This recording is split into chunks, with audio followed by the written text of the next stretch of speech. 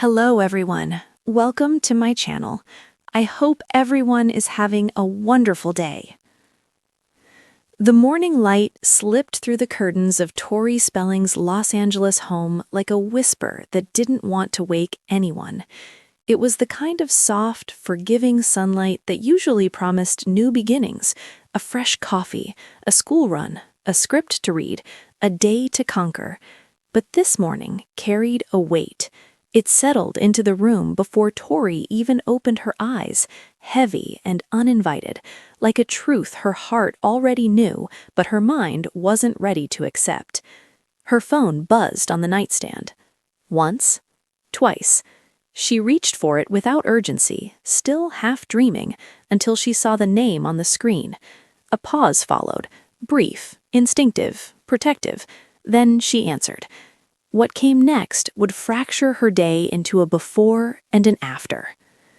By the time the call ended, the house felt too quiet. The familiar hum of life, children laughing, footsteps echoing down hallways, the distant bark of the neighbor's dog seemed muted, as if the world had lowered its volume out of respect. Tori sat on the edge of her bed, phone resting limply in her hand, staring at nothing. Her chest tightened. Her breath caught.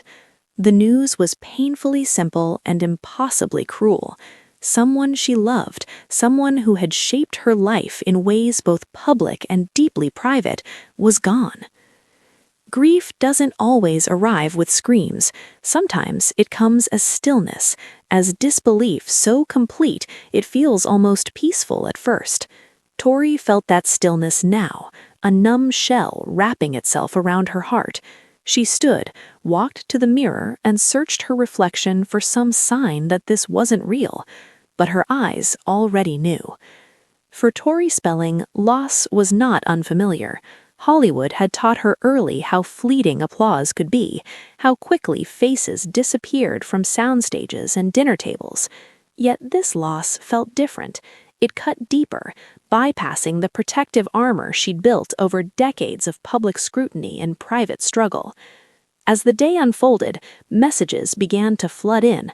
Friends, colleagues, names from chapters of her life long closed, suddenly reopened by shared sorrow. Each notification was a reminder that this grief wasn't hers alone, and yet it was uniquely hers to carry. She retreated to the backyard, a place she often escaped to when the world became too loud. The grass was still damp with morning dew. She sat on the steps, wrapped her arms around her knees, and let the tears come. They fell quietly at first, then faster. Tori had always been open with her emotions. Her fans knew that. They had watched her grow up on screen, stumble in real life, fight, rebuild, love fiercely, and break publicly. Vulnerability was never something she pretended to master, but this pain felt too raw, too sacred to share immediately. And yet she knew she would, because love, when it loses its place to land, looks for another home. Hours later, with hands that trembled slightly, Tori opened her social media app. The blank screen stared back at her, waiting. She selected a photo, one filled with laughter, with history, with a moment frozen before everything changed. Her fingers hovered over the keyboard. What do you say when words feel inadequate? She began simply, I don't know how to say goodbye. The sentence felt honest, incomplete, perfect. She wrote about memories, the small ones that never make headlines, late-night conversations that turned into early mornings, inside jokes that only made sense to them, the way this person believed in her when she didn't believe in herself, the way they saw Tori not as a headline, not as a legacy name, not as a public figure, but as a human being trying her best. I am shattered, but I am grateful, grateful for every moment, every lesson, every laugh we shared. As she typed, tears blurred the screen. She didn't wipe them away. She let them fall, tapping each word through the ache. This wasn't a performance. This wasn't a press statement. This was a farewell written straight from the fracture in her heart. Within minutes of posting, the response was overwhelming.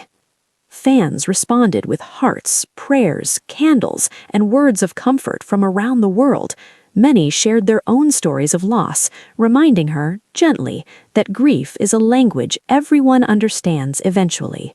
Fellow celebrities chimed in, offering quiet support rather than spectacle. But what struck Tori most were the messages that spoke of connection. "Thank you for sharing your pain. Your words helped me feel less alone today. I lost someone too, and this made me cry in a good way." She set the phone down, overwhelmed not by attention but by empathy. That evening, as the sky melted into shades of pink and purple, Tori gathered her children close. They sat together on the couch, a tangle of limbs and shared silence. She didn't try to hide her sadness from them. Instead, she spoke honestly, explaining that someone special had passed away, that it was okay to feel confused, to feel sad, to feel anything at all. They listened with wide eyes and open hearts. One of them reached up and wiped a tear from her cheek. "Are you going to be okay?" the child asked softly. Tori smiled through her tears. "Not today," she said truthfully, "but someday, and that's okay too." Grief, she knew, wasn't a straight line. It came in waves, some gentle, some fierce enough to knock you off your feet. There would be moments when laughter returned unexpectedly, followed by guilt for feeling joy. There would be songs she couldn't listen to, places she couldn't visit, anniversaries that reopened the wound without warning. But there would also be healing. Later that evening, alone again, Tori lit a candle by her window. The flame flickered, steady but fragile, much like she felt inside. She closed her eyes and whispered a goodbye meant only for the darkness. "Thank you for loving me. I'll carry you with me."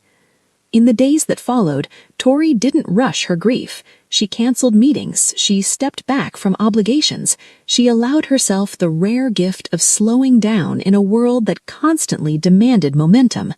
There were mornings she couldn't get out of bed, and afternoons when she felt almost normal, until a memory blindsided her in the grocery store aisle or at a red light. Each time she reminded herself, this is what love costs. Publicly, her tribute continued to resonate. Articles were written, headlines echoed her pain. But behind the scenes, there was no camera, no script, no audience, just a woman learning how to exist in a world that had suddenly lost one of its anchors. 1 week later, she returned to social media, not with sadness this time, but with reflection. Grief doesn't mean forgetting. It means remembering with love, even when it hurts. The message was simple, but it carried the weight of lived experience. For Tori Spelling, this tragic loss marked another turning point, not because it changed who she was, but because it reminded her of who she had always been, a woman shaped by love, defined by resilience, and unafraid to show her scars. Painful news may fade from headlines, stories move on, the world keeps spinning, but grief leaves its fingerprints on the soul. And in sharing her tearful tribute, Tori didn't just say goodbye to someone she loved, she gave others permission to mourn openly, honestly, and without shame. In the quiet after loss, that kind of courage matters. And somewhere, beyond the reach of pain, love remains.